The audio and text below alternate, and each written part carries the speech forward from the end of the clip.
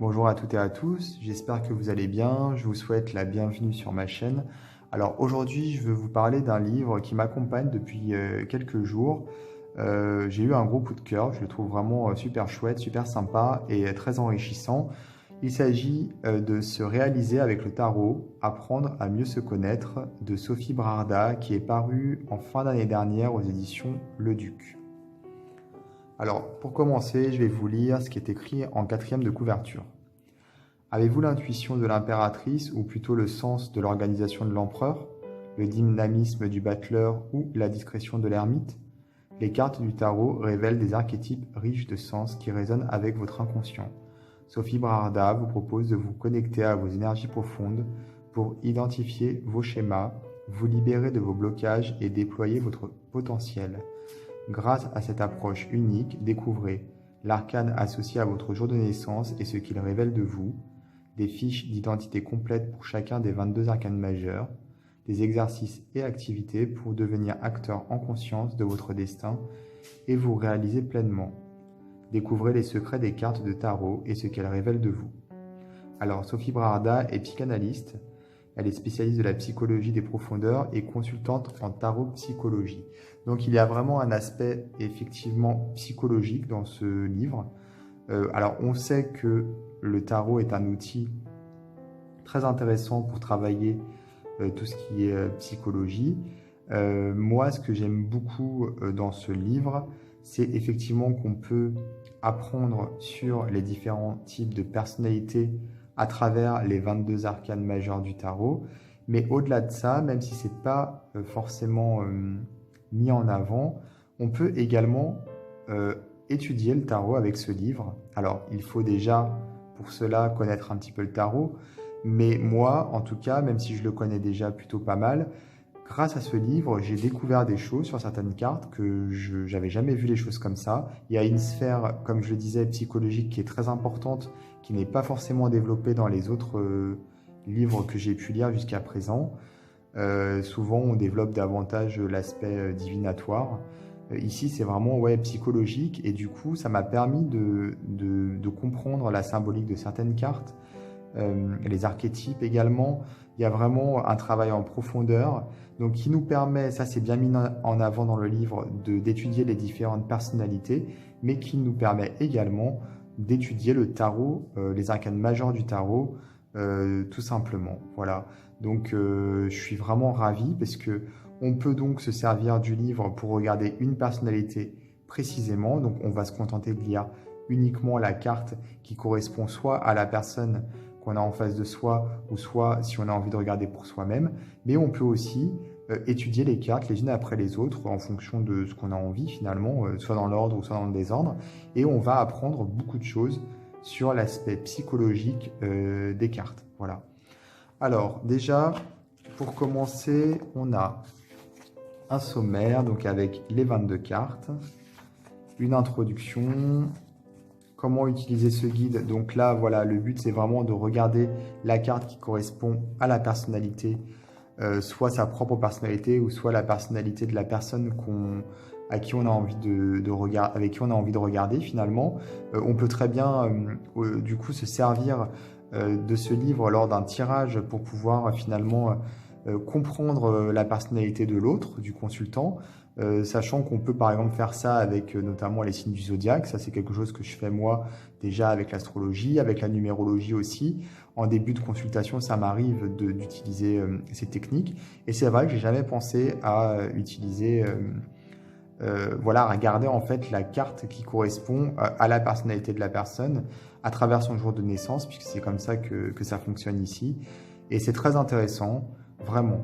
Donc j'ai commencé à le faire et je pense que je vais continuer parce que ça colle vraiment à la personne, au consultant généralement. Donc du coup, c'est nickel en fait. Et puis ça permet de se familiariser également avec le côté énergétique de l'autre, de regarder un petit peu avec l'autre les blocages qu'il a pu rencontrer avant de faire un tirage. Donc ça, c'est vraiment quelque chose de très intéressant. Donc pour pouvoir déterminer votre carte de naissance, vous devez juste prendre votre jour de naissance, tout simplement. Si c'est en dessous de 22, enfin jusqu'à 22, bah, vous devez juste finalement regarder la carte qui correspond. Donc la carte 22 correspondant au mat. Par contre, si vous êtes au-dessus de 22, il vous faudra réduire votre date de naissance à un chiffre, à un nombre qui sera inclus entre 1 et 22. Voilà, tout simplement. De toute façon, c'est expliqué ici de façon très claire et très simple. Alors, il y a effectivement 4 types de personnalités qui sont ici classés en fonction des 4 éléments qu'on peut retrouver également dans les arcanes mineurs du tarot avec la coupe, l'épée, le denier et le bâton. Donc ici, on nous explique vraiment les 4 types de personnalités et on a en fonction de l'élément en fait, on va avoir différentes catégories de personnes et pour ces catégories de personnes, on va avoir une association avec les arcanes majeures. Donc déjà, ça va vous permettre en fait de regarder un petit peu dans quel type de personnalité vous vous trouvez.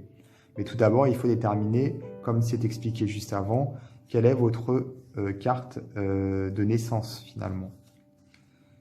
Votre carte de personnalité. Et ensuite, nous avons donc les cartes de personnalité qui sont toutes reprises, donc les 22 cartes du tarot.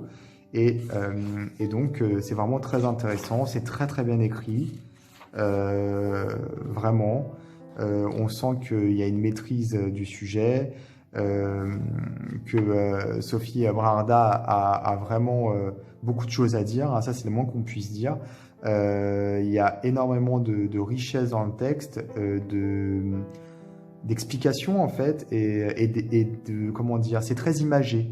En fait, ça nous permet de mieux comprendre puisque ce ne sont pas des exemples qui sont utilisés, mais des images qui sont très riches et qui parlent d'elles-mêmes. Alors moi, par exemple, ma carte de personnalité, c'est la Lune.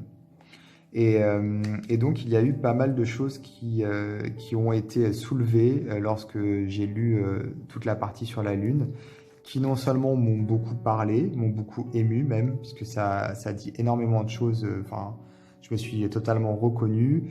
J'ai également appris des choses. Enfin, ça a mis en lumière certains aspects que j'avais du mal à comprendre. Et là, j'ai compris des choses rien qu'en lisant le texte. Et en plus, j'ai appris des choses également sur la carte. Alors, ça m'a fait ça sur d'autres cartes. J'ai pas lu toutes les cartes puisque j'y vais doucement.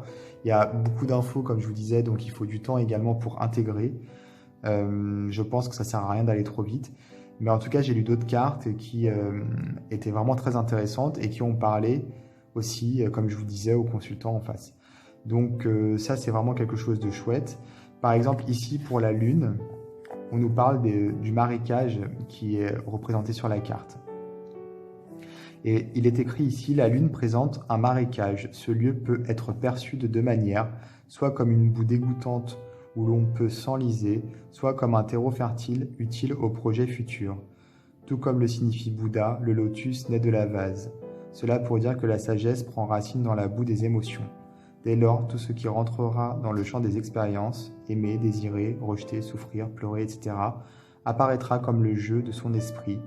Si la personne en a bien conscience, elle ne sera plus victime de ses émotions et de ses projections. Au contraire, elle s'en servira à des fins utiles. En fait, toute cette partie sur le marécage m'a beaucoup parlé, puisque c'est une part de l'illustration de la carte pour laquelle j'ai pas porté d'attention particulière jusqu'à présent lorsque j'utilisais le tarot et que je tombais sur la Lune. Et c'est vrai que c'est très imagé, c'est très beau. Et je pense que les prochaines fois que je tomberai sur la Lune, je verrai cette carte différemment. Ça peut paraître un détail, hein, mais ça ne l'est pas. Et je trouve que c'est très intéressant vraiment. Ici, c'est pareil, en fait. L'auteur compare finalement la carte de la Lune à une projection, à un écran de projection. Et effectivement, c'est une carte qui nous parle d'illusions, qui nous parle de secrets, de choses qui sont un peu enfouies et cachées. Et c'est vrai qu'à travers la projection, à travers une projection, donc un film qui serait projeté, il y a également cette notion de réel qui est remise en question effectivement d'illusion, d'occulte. Et j'ai trouvé encore une fois que c'était une très très belle image. Et moi, étant très très intéressé par le cinéma, puisqu'à la base j'ai même fait des études en cinéma, j'ai un diplôme de technicien de cinéma. Donc en fait, cette image de la Lune, de la projection m'a énormément parlé, de l'image en fait, tout simplement là. C'est-à-dire que je suis très sensible à la peinture, je suis très sensible à la photo, à tout ce qui est visuel, à l'esthétique visuelle en fait. Et là, dans ce texte, ça a été mis en avant. On nous parle également enfin l'auteur nous parle également des émotions, hein. Forcément, la Lune, c'est les émotions et le côté un peu lunatique qu'on peut finalement avoir lorsqu'on lorsqu'on tire cette carte de la Lune ou lorsqu'on l'a en carte de personnalité. Donc oui, les émotions qui fluctuent et donc comment dire, cet aspect qui est important d'accepter en fait le côté un peu lunaire, le côté un peu passer du rire aux larmes, d'être très réactif et d'avoir un petit peu des émotions fluctuantes comme ça. Et c'est vrai que c'est quelque chose qui est très difficile à accepter et quelquefois on se bat contre ça et je pense que c'est pas forcément la bonne façon de voir. C'est d'expliquer ici justement qu'il faut passer par l'acceptation et qu'il faut justement, plutôt que de se battre contre ces émotions, il faut réussir à en créer quelque chose, donc à travers peut-être justement la créativité artistique, puisque c'est une carte également qui est liée aux arts, la carte de la Lune. Et donc il y a tout ça qui est expliqué et c'est très beau, c'est très parlant, en tout cas pour moi, ça m'a beaucoup touché. En plus, c'est une carte qui est liée également à tout ce qui est, on va dire, voyance, tout ce qui est le fait d'être connecté avec son troisième œil, avoir une certaine sensibilité, avoir de l'empathie, ressentir des choses. Et c'est vrai que sans la sphère émotionnelle, même si quelquefois elle est difficile à gérer parce qu'il y a des hauts et des bas, toute cette sensibilité, toute cette intuition n'existerait pas. Donc plutôt que de repousser en fait ces émotions fluctuantes qui sont très mal acceptées dans une société qui est très conformiste, qui est très voilà, terre à terre et qui ne laisse pas beaucoup de place justement à l'instabilité, même si quelquefois elle est très enrichissante. Donc plutôt que de repousser ça, il faut en faire quelque chose, il faut être finalement heureux d'avoir cette richesse et accepter la personne que l'on est, puisque c'est ça aussi qui fait qu'on a ce qu'on a à offrir, c'est ça qui fait notre sensibilité, etc. Donc voilà, tout le texte est très très beau. Il est très riche. Voilà, moi ça m'a beaucoup touché, vraiment. Et je pense qu'il y a beaucoup de justesse dans les mots sont très bien choisis. Donc voilà, je suis ravi de ce texte. Ensuite, nous avons donc l'univers de la Lune avec les lieux favorables pour la Lune. Donc ce sont les lieux en rapport avec l'eau, mais également les galeries d'art, les cinémas, les salles de spectacle. Donc ça, c'est quelque chose qui me parle énormément. Son animal guide, ici la libellule avec tout un texte. Les plantes associées à la Lune, le lotus ou les nénuphars, donc c'est ce que je vous expliquais avec les marécages, avec ces plantes qui sont capables finalement de la boue, elles sont capables de s'élever avec justement cette notion de boue et dans l'eau en fait. Donc il y a vraiment cet aspect émotionnel important. Et le Bouddha est assis sur un lotus, donc c'est quand même une image particulièrement forte. Nous avons en plus ici la pierre qui est associée à la Lune, la sélénite. Alors, ce n'est pas une pierre avec laquelle je travaille beaucoup parce que je me sens pas à l'aise avec cette pierre, mais c'est une pierre que j'ai avec moi depuis un moment et comment dire, je sens que j'ai besoin de travailler avec, même si c'est très difficile pour moi de travailler avec. Je vais être beaucoup plus attiré, par exemple, par des pierres comme l'obsidienne. Et la sélénite, par contre, elle a quelque chose qui m'intrigue et quelque chose qui m'appelle depuis longtemps. Et donc, je travaille avec, mais très ponctuellement, parce que je sens qu'il y a des choses qui ne se font pas encore de façon très naturelle. Mais le fait d'avoir cette pierre qui a été mise en avant ici, ça m'a rappelé que c'était pas un hasard si je ressentais justement cet appel. Et je pense que si j'ai du mal, c'est qu'il y a encore beaucoup de choses qui sont bloquées et que je dois encore travailler sur mes émotions et surtout sur le fait de les accepter. C'est surtout ça qui est important. Ensuite, nous avons ici les limites de la Lune, donc c'est justement les côtés un peu négatifs de cette personnalité. Ici, par exemple, le caractère trop émotif. Quelquefois, on peut être également être trop dans l'illusion, même dans le côté irrationnel, et ne plus pouvoir faire la différence entre ses impressions et la réalité, par exemple. Nous avons ici les points forts. Pour n'en citer que certains, il y a donc une imagination débordante, une clairvoyance, beaucoup d'empathie, voilà, etc. Ce qu'elle doit améliorer, donc arrêter de dramatiser, de se faire des films. Donc il faut faire attention de ne pas être dans le trop, d'être dans l'exagération, pardon. Voilà, il y a d'autres choses qui sont expliquées, également accepter sa part de féminité si on est un homme, c'est pas forcément évident dans cette société. Il y a d'autres choses qui sont vraiment très intéressantes ici, expliquées pour cette partie donc, de ce qu'il faut améliorer. Savoir prendre la distance également, puisque la personnalité lune peut être une personne particulièrement possessive et exclusive, et être capable également d'accepter en fait ici ses défauts finalement, et savoir lâcher sa créativité. Ça, c'est très très difficile de réussir, en tout cas pour moi, à accepter donc mes émotions et à concrétiser celles-ci à travers la créativité, même si j'en ressens le besoin. J'ai du mal en fait à concrétiser cette créativité. J'y arrive, mais pas de la manière que j'aimerais malheureusement, en tout cas pas encore. Voilà, et puis vivre à l'unisson avec les rythmes de la Lune, puisque ce sont des personnes qui sont très sensibles au rythme de la Lune. Voilà, c'est le cas en tout cas pour moi.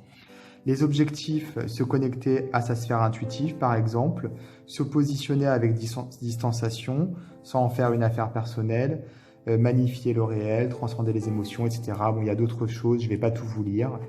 Ensuite, nous avons ici assumer votre profil lunaire avec des petits exercices. Ça, c'est vachement sympa parce qu'en fait, ça nous permet de concrétiser, en fait, il y a un aspect ludique qui est intéressant. Par exemple, ici, on prend un carnet, on répond aux questions pour pouvoir essayer de travailler sur des blocages. On va, par exemple, réécrire certains cauchemars qui nous hantent. On va réécrire la fin pour pouvoir justement dépasser certains traumatismes, par exemple. On va avoir ici des activités à privilégier, ici des activités qui sont de l'ordre de l'artistique, ici des choses simples pour pas que ce soit trop difficile au début, mais on pourra adapter à ses propres capacités. Et ici nous avons un petit mantra qu'on peut travailler lors de méditation, de séances de méditation. Donc c'est la même construction pour toutes les cartes. Là je vous ai montré pour la Lune puisque c'est ma carte. Mais c'est pareil pour toutes les cartes, il y a autant d'exemples, autant de choses intéressantes. Comme je le disais, on peut s'en servir pour étudier une personnalité donc avec quelqu'un, un proche ou quelqu'un à qui on tire les cartes avant une séance par exemple. Mais on peut aussi s'en servir pour étudier les cartes. Il y a tellement d'infos, comme je le disais, qu'il faut y aller doucement puisque sinon ça fait trop. En tout cas, moi, j'ai besoin de temps. C'est tellement riche et tellement intéressant qu'une carte me fait plusieurs jours, je reviens sur le texte, voilà, j'ai besoin de temps pour intégrer, puisque c'est vraiment très très riche, encore une fois. Voilà donc pour ce livre que je conseille fortement à toutes les personnes qui sont intéressées par la sphère psychologique avec le jeu de tarot, qui est une sphère très importante à ne pas négliger. Moi, je vais vous mettre dans le descriptif de ma vidéo le lien vers le site de l'éditeur si vous voulez vous procurer ce livre. N'hésitez pas également à vous abonner à ma chaîne YouTube, à activer les notifications. Et moi, je vous dis à très bientôt pour d'autres vidéos.